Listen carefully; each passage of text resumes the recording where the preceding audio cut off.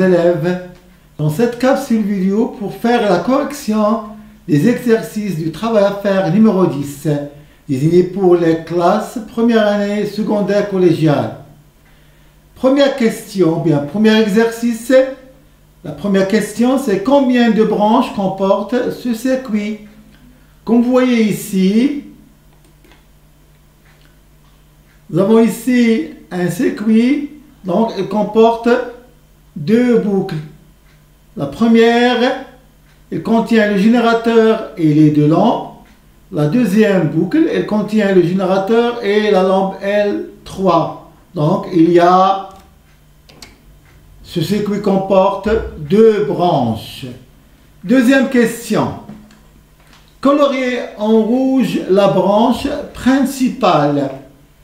Alors, notez bien que la branche principale contient le générateur. Ici, vous voyez que le générateur, il est là. Donc, c'est là qui est compris entre C et D. Les points C et D, c'est la branche principale. Troisième question. Indiquez sur le schéma les bornes plus et moins du générateur. Donc, plus et le moins ici. Deuxième, ou bien quatrième question. Quels sont les nœuds coloriés en bleu? Donc, notez bien qu'un nœud, il relie au moins 3 fils. Oui, ici, D, il relie que 2 fils. C'est la même chose. A et F, la même chose. Par contre, E, il relie 3 fils. 1, 2 et 3. Même chose pour le point B. Il relie les 3. Donc, 3 fils. Donc, il y a 2 nœuds, P et E. Maintenant, passons au type de montage. Entre L1 et L2, vous voyez ici, si on divise L2, L1 ne fonctionne pas. Donc, c'est un montage en série. Par contre, L3 et L1, L3 et L1, si on divise L1, L3 fonctionne toujours. Donc, c'est un montage en parallèle. Bien, en dérivation. Même chose pour L2, L3, c'est un montage en dérivation. Parce que si on divise L2, L3 fonctionne toujours. Passons à l'exercice numéro 2. Vous voyez ici, nous avons deux types de montage. Montage en dérivation et montage en série. Dans le circuit 1, ça veut dire celui-là, le voltmètre V1 dans le résultat de la mesure U1 est égal à 4,5 volts. Quelle est la tension U2 mesurée par V2? Donc, il faut dire à quoi est égal V2. Justifie ta réponse.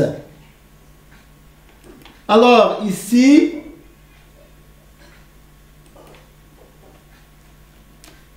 le type de montage dans le circuit 1, il est en dérivation. Donc, on a le montage en dérivation. Donc, la tension au bord des épaules est la même. Ça veut dire que la tension ici est la même que ici et ici. Donc, U2 est égal à U1 est égal à 4,5. Passons à la deuxième question.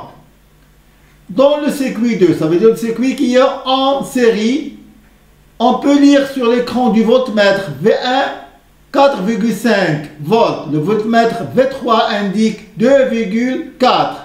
Quelle est la valeur de la mesure sur V2? Justifie ta réponse. Alors, dans le circuit en série, U1 est égal à la somme des deux autres. Donc, est égal à U2 plus U3. Donc, ici, dans un circuit en série, la tension au bord du générateur U1 est égale à la somme des tensions au bord des autres dipôles. Pour cela, donc U1 est égal à U2 plus U3. Donc U2 est égal à U1 moins U3. C'est des calculs mathématiques. On va trouver que U2 est égal à 2,3. Maintenant, passons à l'exercice numéro 3. Dans le circuit ci-contre, l'ampérimètre A1 indique 0,18 ampères. Celui de A3, c'est 0,28 ampères. Indique sur le schéma ci-contre le sens du courant électrique.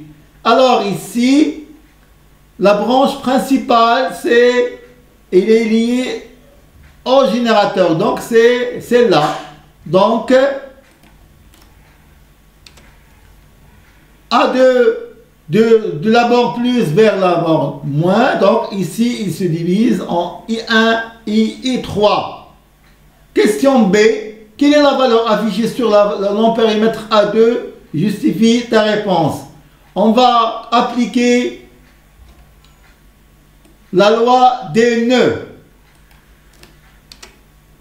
Appliquons la loi des nœuds. La somme des intensités des courants entrant dans un nœud est égale à la somme des intensités des courants sortant du nœud.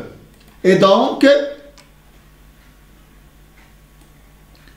I2 est égal à I3 plus I1. Donc, calcul mathématique, I2 sera égal à 0,46 ampères.